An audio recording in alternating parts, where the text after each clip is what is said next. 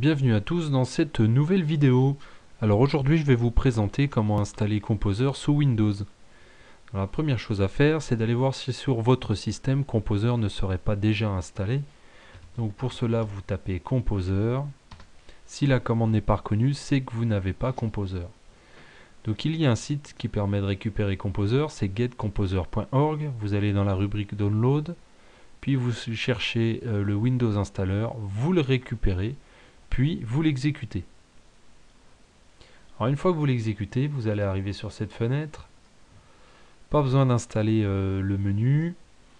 Alors si vous avez déjà WAMP d'installer, il va vous récupérer automatiquement le php.exe. Par contre, si vous n'utilisez pas WAMP, c'est probablement que vous avez déjà toute l'installation de PHP, donc vous allez chercher le php.exe dans le dossier où se situent tous les fichiers de PHP.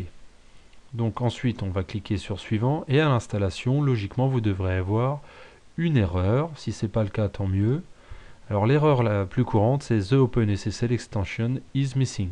Cela veut dire que dans le php.ini il y a l'extension OpenSSL qui n'est pas activée.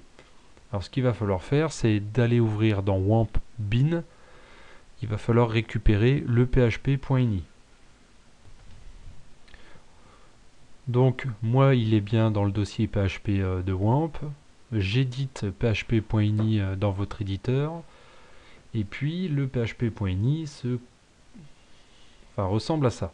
Donc à ce moment-là, vous mettez OpenSSL pour trouver l'extension ici. Ici, il y a un point virgule qui veut dire que l'extension est désactivée. On supprime simplement le point virgule, ce qui veut dire qu'on décommente la ligne. On peut fermer. Et automatiquement, lorsqu'on revient sur l'installation, je vais faire back, install. L'installation se déroule comme prévu. Donc on a un message ici d'erreur, d'information qui nous indique que il va falloir ouvrir une nouvelle fenêtre de commande, puisque là, Composer n'est toujours pas reconnu. Donc on va ouvrir une nouvelle fenêtre de de commande. Voilà, comme ceci. Et puis là, on va pouvoir taper Composer. Donc on voit bien que la commande est reconnue. Si vous avez un petit problème, c'est peut-être que la variable d'environnement n'a pas été correctement ajoutée au pass de votre système. Donc dans ce cas-là, vous allez sur ordinateur, clic droit, propriétés. Ici, vous allez aller dans paramètres système avancé, variable d'environnement. Ici, vous recherchez la variable pass, vous faites modifier. Je vous invite à tout copier pour ne pas toucher tout de suite à cette ligne-là. Et puis, vous le collez dans un éditeur. Et normalement, la dernière entrée est celle de Composer. Si ce n'est pas le cas, si elle n'existe pas, il va falloir l'ajouter à la main. Donc le but, c'est de rajouter, de séparer les entrées par des points-virgules et d'entrer le chemin jusqu'au dossier bin. Alors une fois que c'est fait, normalement, vous ne devriez plus avoir de problème.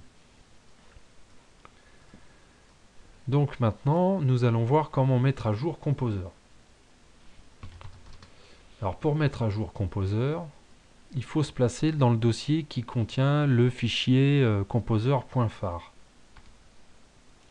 Donc moi c'est dans mon dossier d'installation Composer Setup qui est dans Programme Data. Ensuite le dossier bin. Et c'est d'ici que je vais ouvrir une fenêtre. Donc je fais Maj, clic droit, ouvrir une fenêtre de commande ici, ce qui me permet de directement avoir le chemin du Composer. Alors là, il reste à taper la commande php pour indiquer qu'on va exécuter grâce à php le fichier composer.phar qui est en fait une archive PHP et on va lui dire de se mettre à jour tout seul. Alors, il y en a qui travaillent peut-être derrière un proxy. Ceux qui travaillent derrière un proxy, avant de taper cette commande-là, il faut qu'ils configurent, en tout cas qu'ils affectent deux variables d'environnement. Juste le temps d'exécuter la commande de mise à jour. Ça va être set http proxy. Par exemple, vous lui affectez une valeur. Alors je vous donne un exemple. Donc http : admettons que l'adresse du votre proxy c'est 72.16.01 avec un port 31.28. Vous tapez entrée. Vous recommencez la même chose en mettant HTTPS.